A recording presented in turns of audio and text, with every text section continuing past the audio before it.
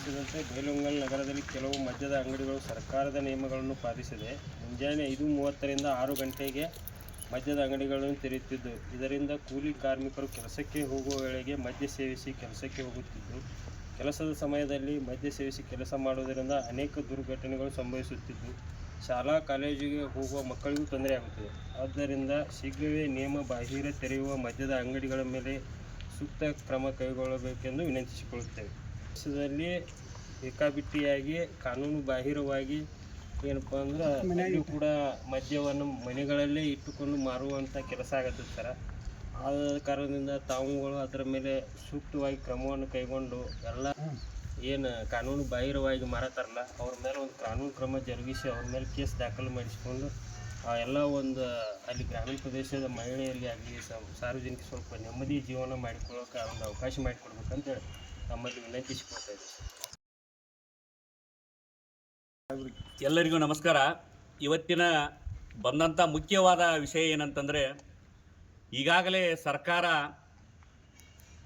ಸಾಕಷ್ಟು ಪರವಾನಗಿಗಳನ್ನು ಕೊಟ್ಟ ಸರಾಯಿ ಮಾರಾಕ ಮುಕ್ತವಾಗಿ ಮಾರಲಿ ಅಂತೇಳಿ ಲೈಸೆನ್ಸ್ಗಳನ್ನ ಕೊಟ್ಟೈತಿ.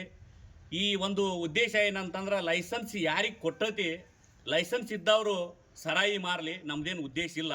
ಅವ್ರನ್ನ ಬಂದ್ ಮಾಡಿಸುವಂಥ ನಮ್ದೇನು ಉದ್ದೇಶ ಇಲ್ಲ. ನಮ್ದು ಅದು ಇದು ಅಲ್ಲ. ಯಾಕಂದ್ರೆ ಸರ್ಕಾರನ ಸಂವಿಧಾನಬದ್ಧವಾಗಿ ಲೈಸೆನ್ಸನ್ನು ಕೊಟ್ಟೈತಿ, ಅವ್ರು ಮಾರಲಿ. ಅವ್ರಿಗೇನು ಕಾಲಾವಕಾಶ ಸಮಯ ನಿಗದಿ ಮಾಡೈತಿ, ಆ ಸಮಯದೊಳಗನ ಮಾರಲಿ ಅನ್ನೋದು ಒಂದು ಉದ್ದೇಶ. ಮೇಲಾಗೆ ಈಗಾಗಲೇ ತಾವು ಕಂಡುಕೊಂಡಂತೆ ನಾವೆಲ್ಲರೂ ಗ್ರಾಮೀಣ ಭಾಗದಿಂದ ಬಂದವರದವು. ಎಲ್ಲ ಹಳ್ಳಿ ಒಳಗೂ ಸರಾಯಿ ಮಾರಾತಾರ ಅನ್ನೋದು ಒಂದು ಈಗಾಗಲೇ ಗುಮಾನಿ ಅಂದ್ರೆ 100% ಮಾರಾತಾರ ಅನ್ನೋದು ಒಂದು ಕೇಳಿ ಬಂದೈತಿ.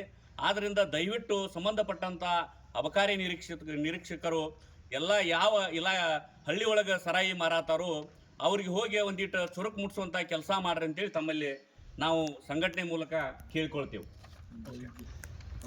ನಮ್ಮ ರೈತ ಸಂಘದವ್ರಿಗೆ ಮತ್ತು ರಕ್ಷಣಾ ವೇದಿಕೆಯವ್ರಿಗೆ ಮತ್ತು ಇಲ್ಲಿರ್ತಕ್ಕಂಥ ಎಲ್ಲ ಸಾರ್ವಜನಿಕರಿಗೆ ನಮಸ್ಕಾರವನ್ನು ತಿಳಿಸ್ತಾ, ತಾವೀಗೇನು ಈ ಬೈಲಹೊಂಗಲದಲ್ಲಿ ಏನು ಬೆಳಗ್ಗೆ ತೆಗಿತಕ್ಕಂಥವಾಗಲಿ, ಆಮೇಲೆ ಈ ಹಳ್ಳಿ ಒಳಗೆ ಇಲ್ಲಿಗಲಾಗಿ ಮಾರಾಟ ಮಾಡ್ತಕ್ಕಂಥವಾಗಲಿ, ಇದ್ರ ಬಗ್ಗೆ ಏನು ತಾವು ನಮ್ಮ ಗಮನಕ್ಕೆ ತಂದಿದ್ದೀರಿ. ಆಲ್ರೆಡಿ ನಮ್ಮ ಗಮನಕ್ಕೆ ಇರ್ತಕ್ಕಂಥದ್ದು ಮ್ಯಾಗ ನಾವು ಅನೇಕ ಕೇಸುಗಳನ್ನು ಮಾಡಿದ್ದೇವೆ.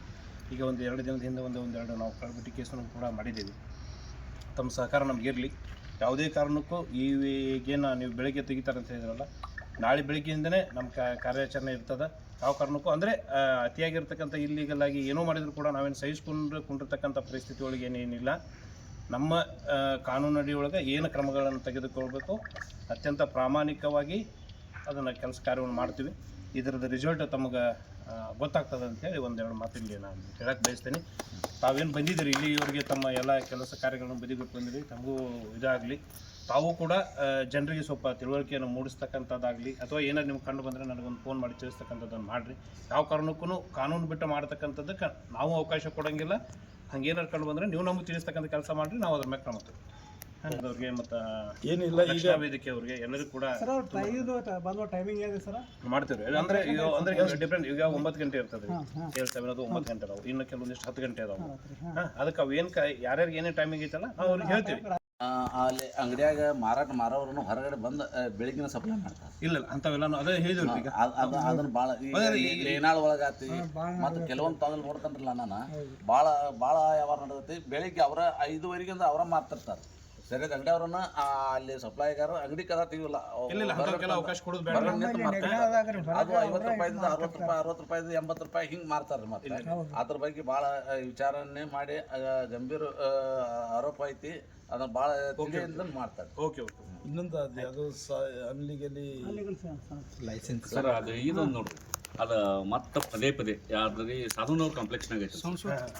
ಇಲ್ಲ, ಅಲ್ಲಿ ಸಿಟ್ಟಿಂಗ್ ಅದ, ಕೆಳಗಡೆ ಸಿಟ್ಟಿಂಗ್ ಇದೆ ಸರ್. ಅದು ಅಂದ್ರೆ ನಾವು ಚೆಕ್ ಮಾಡಿದ್ವಿ, ನೀವು ಹೇಳಿದ ಮ್ಯಾಗ ಚೆಕ್ ಮಾಡಿದ್ವಿ, ಸಿಟ್ಟಿಂಗ್ ಇದೆ. ಅಲ್ಲಿ ಏನಾರು ಅಂತ ಕಂಡು ಬಂದ್ರೆ ಖಂಡಿತ ಅಂಗಡಿ ಮ್ಯಾಗ ನಾವು ಆಕ್ಷನ್ ಮಾಡ್ತೀವಿ. ದಯವಿಟ್ಟು ನೋಡಿ ಸರ್. Okay okay. ಇಲ್ಲ ಸರಿ ಸರಿ. Okay okay.